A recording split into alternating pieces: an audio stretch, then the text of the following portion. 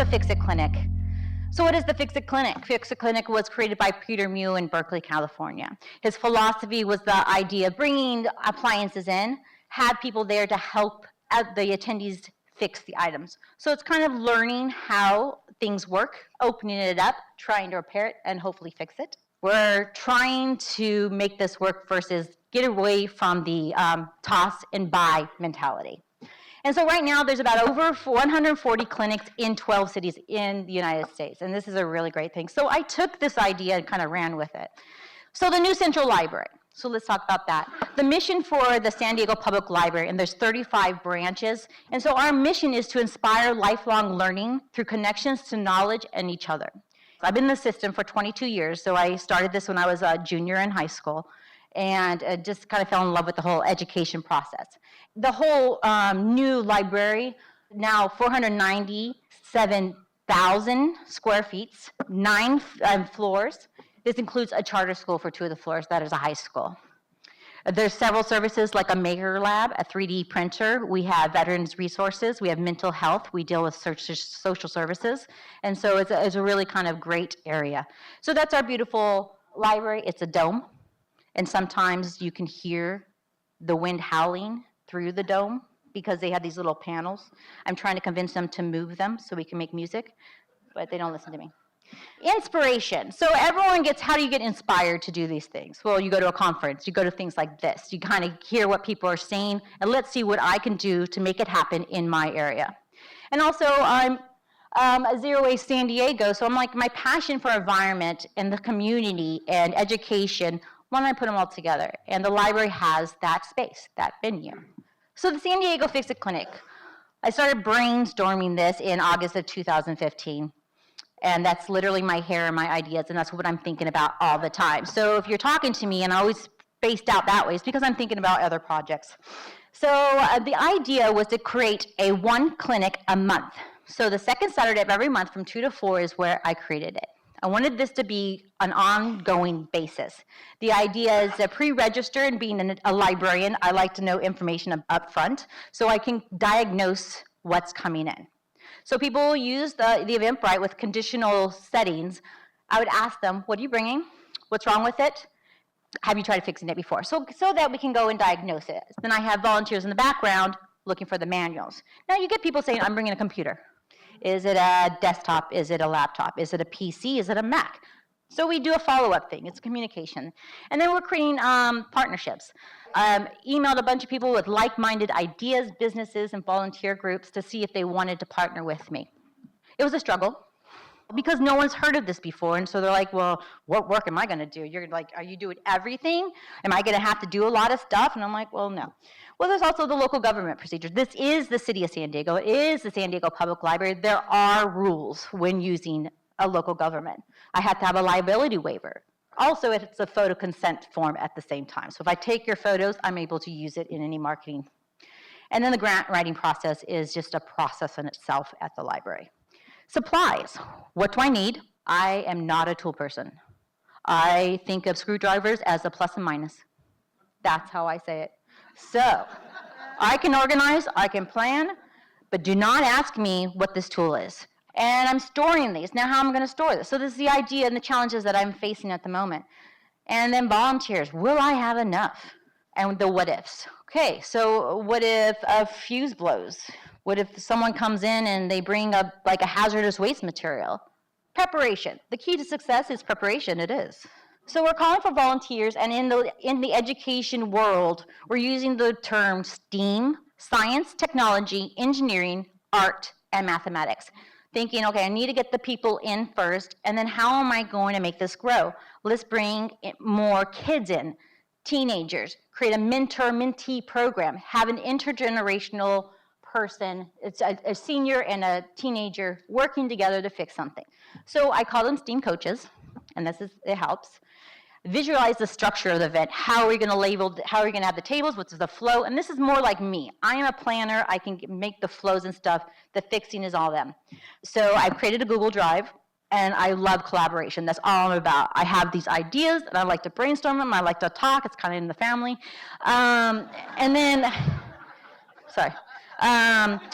So I have other people, and we brainstorm, we come up with ideas, and then we keep growing, and that's how a pilot program works.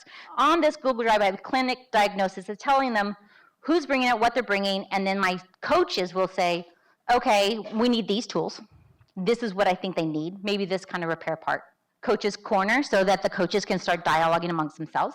Manuals, so I can have all these different kind of appliances and manuals on there, because 70% of issues repair is maintenance. Just pulling out the little thing and blowing that compressed air, and sometimes that will work.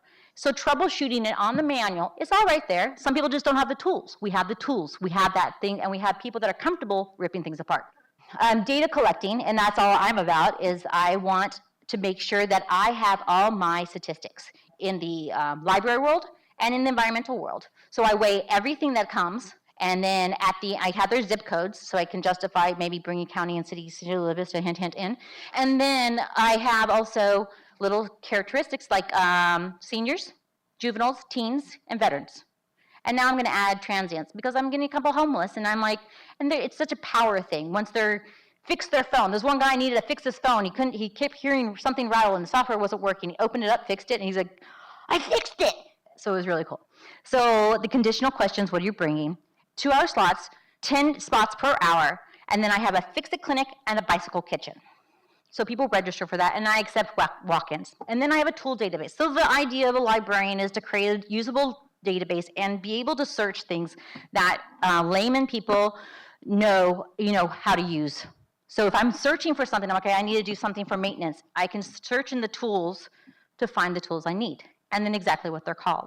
And so I have images and links, and so very much like a library. So the idea is that when the catalog, it approves me to put that in, I can put this database in, and it creates its searchable database. Okay, and then research and contact potential partners, because partners are everything. You need to have partners. You can't do this all on your own. And I feel like I'm doing this all on my own, because this was kind of like an idea that I brought to an admin person, and they're like, yeah, do it. Just like any local government job, you have the idea, you're going to do it. So without any directions or anything, I'm like, okay, fine. And then what do you do with the things that fixed it? I don't want to, that's what I'm hearing. I'm hearing, okay, what if they're going to just leave computers around? I'm like, no. So these are the ideas of preparing for these kind of events. So they're just really streamlined. And remember, it's a pilot program, so things can change. I had a volunteer partnership meeting. 4 people registered. Yes, I was very anxious. I had the basic tools, not much press, El Nino. There was rain. Yes, I was freaking out. But at the event, maybe a couple days before, sold out. Press. Support from Peter Mew and friends. Debbie came down from Huntington Beach, and she provided me what they do at each of the events. Kind of like the celebration and kind of the mantra of we're doing this is for our good, for the community, and let's have fun with it. Celebrates the successes. So at each time someone repairs something, we have a bell, and we ring it, we all yell, woo! The library loves it. Loves it. And so things have changed. The library is involved. And then people just came. They came out of nowhere. People just came. Volunteers came out of nowhere just to volunteer for that day. This one man said that my wife said, you fix things, go. I'm like, awesome, love your wife. So here's the things, the press release. This is UT. This is a gentleman that just showed up. Here's the tools. We had Debbie and her daughter make some crafts. This guy was doing it on his own. The response was overwhelming. Live and learn. Streamline the registration, needed to make it a little bit more easier. The feedback that I got was the pre-registers didn't get in quick enough. And I'm like, just because this is new, it's a process, we're learning. Tools checkout system. I just kind of put them out there. I need to have some, Okay, not enough power, not enough tools, survey attendees, mentor-mentee so I'm thinking of I was mentioning mentee programs. Briefing before the event and Thursday after, so we're talking about, and provide a table for kids to take apart repairable all appliances. Who's tried to take things apart? It's really cool. So overall, 60 people attended, 60 plus. This is 2 months, so keep that in mind. 20 plus volunteers. Success rate is 40% on Fixit, 100% in the bicycle kitchen, 200 pounds of materials diverted from the landfill, attendees from all over the county, Great partners. Yeah, well, still a couple from Chula Vista. Yeah, La Mesa and El Cajon and Spring Valley. And Ace Hardware wants to sponsor us.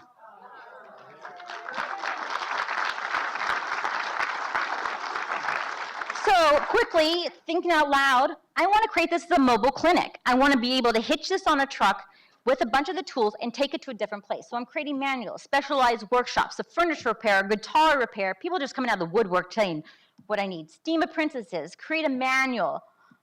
What are we going to do to sustain this, to keep this going forever? I'm not going to be there forever. How am I going to do it without me? That's what we have to do. And that's what I'm thinking.